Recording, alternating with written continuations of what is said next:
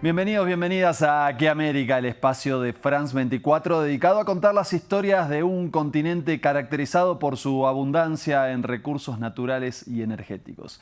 Mi nombre es Martín Bustamante y quiero invitarlos a comenzar este episodio con los principales temas.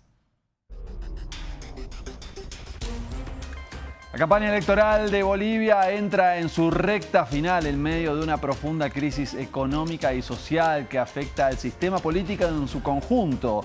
Dos candidatos de derecha lideran las intenciones de voto con un estimativo de alrededor de 20% cada uno, mientras la ausencia de Evo Morales en la oferta de los comicios deja abierta una incógnita sobre el alcance de los sufragios nulos.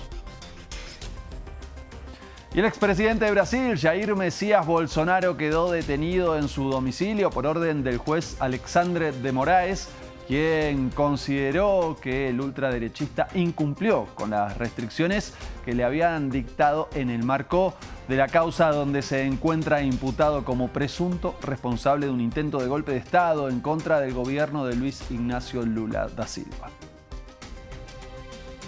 En el estado de Chiapas, México, el gobierno creó una fuerza especial para combatir a los cárteles y al crimen organizado. Por eso, nuestra corresponsal en la zona recorrió los lugares para dar cuenta de las expectativas y los temores de los ciudadanos.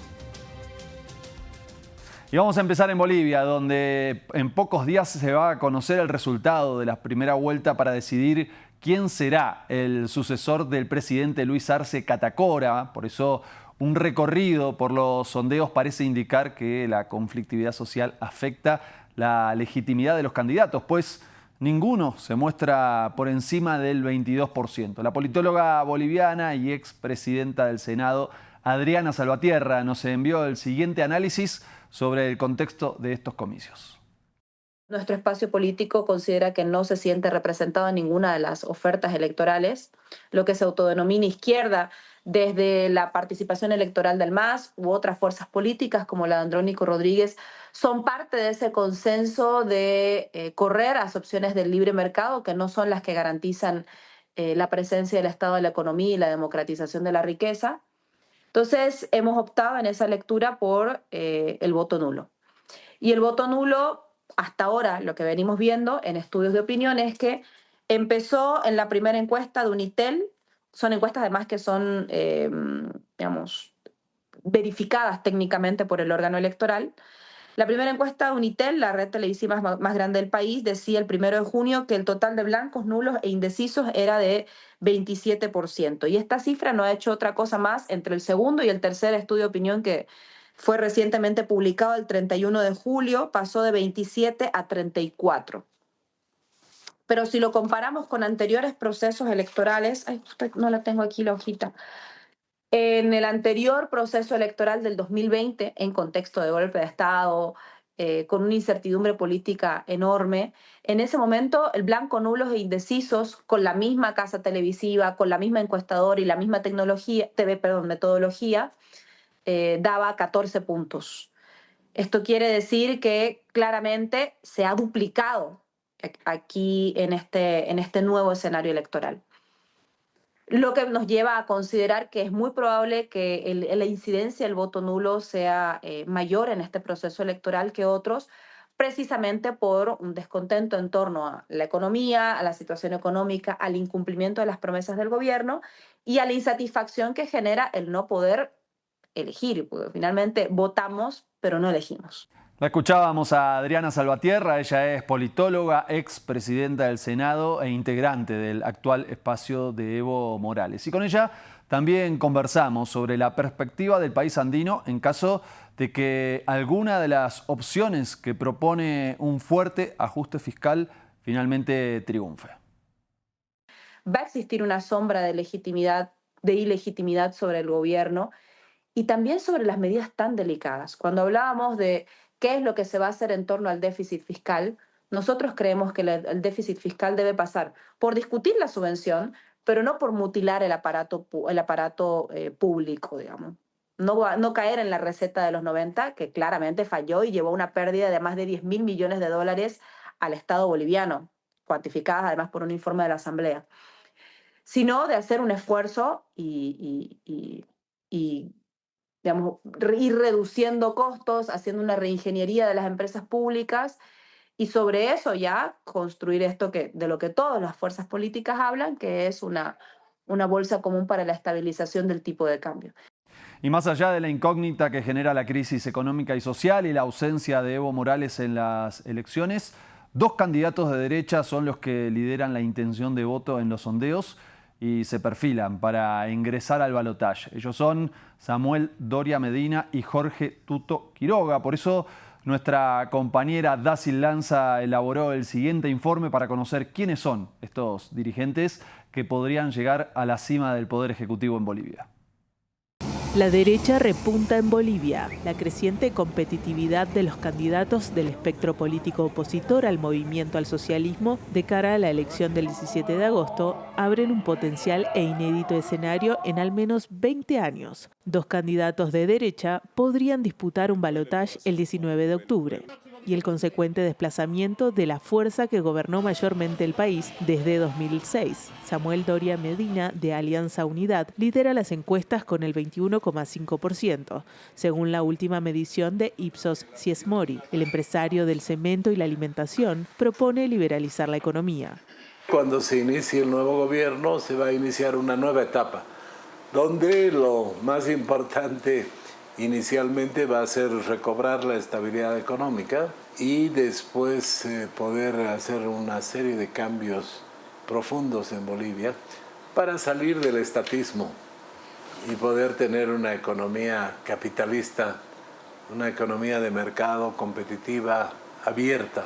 Medina, quien lideró desde la cartera de planificación las privatizaciones en los años 90, ahora niega querer el mismo programa. No, yo no voy a privatizar ni el agua ni nada, pero tienes que aprender. En el plano exterior se mostró con Nayib Bukele y dijo que, de llegar al gobierno, mantendría vínculos tanto con Javier Milei como con Lula da Silva. Le sigue quien fuera vicepresidente entre 1997 y 2001 y presidente desde ese mismo año hasta 2002, Jorge Tuto Quiroga. El candidato de la centroderecha, del sello Libertad y Democracia, tiene el 19,6% de las preferencias.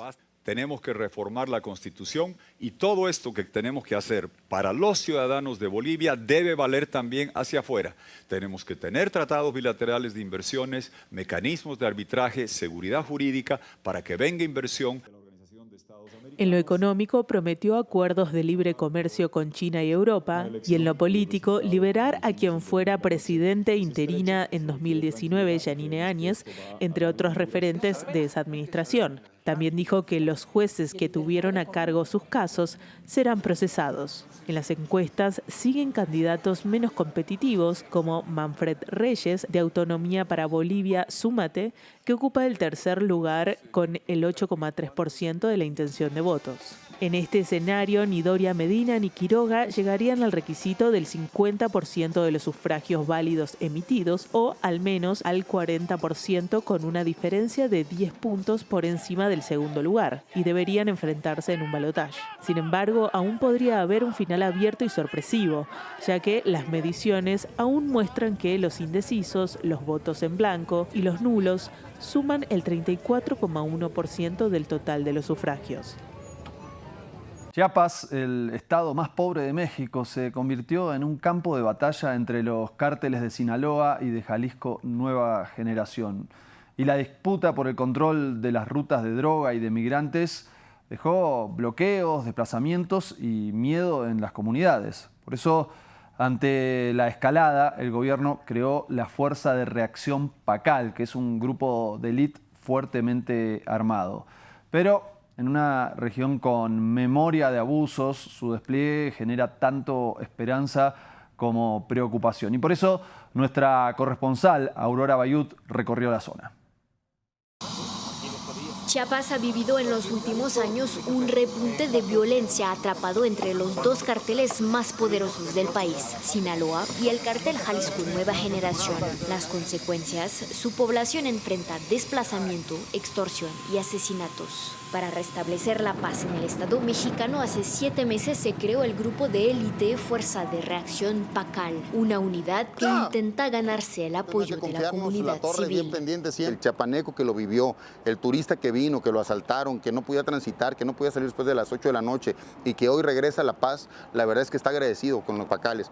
Yo les pido que confíen en nosotros y confíen en nuestras autoridades. Yo sé que estamos mermando directamente las estructuras criminales. ¿Por qué? Porque al no tener logística, al no tener armamento, al estar con la presencia permanente, y sí quiero decirles algo, no vamos a bajar la intensidad. San Cristóbal de las Casas, uno de los principales destinos de Chiapas, no esperó a la creación de una fuerza armada para mantener su dinamismo. El turismo nunca se ha detenido y a los visitantes preocupados, Maximiliano responde con tranquilidad.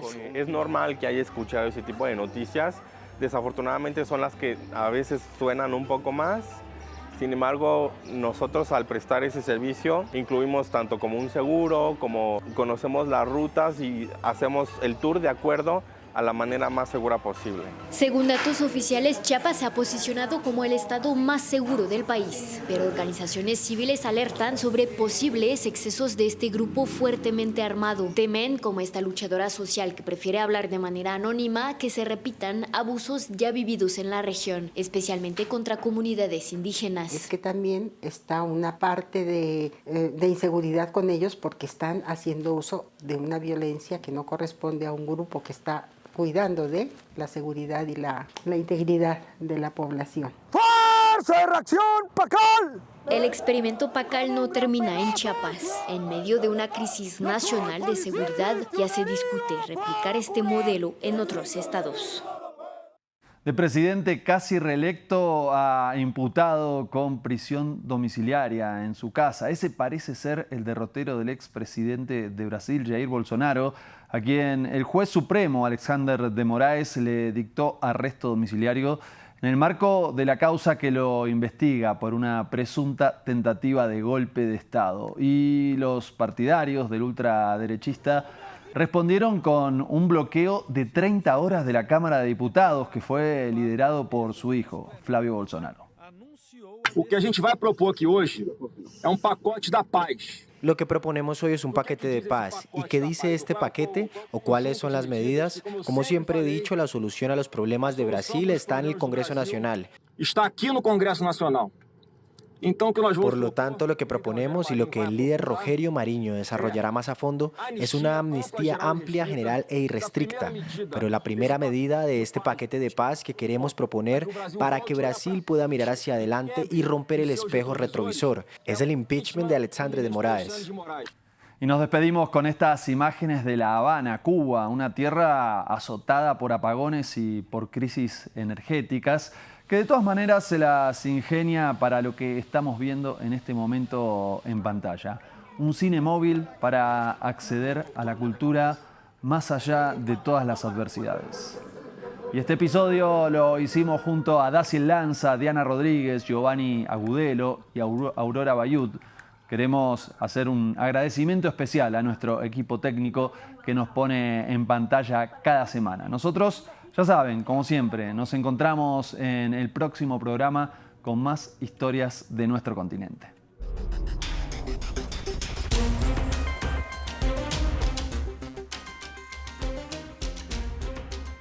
Toda la actualidad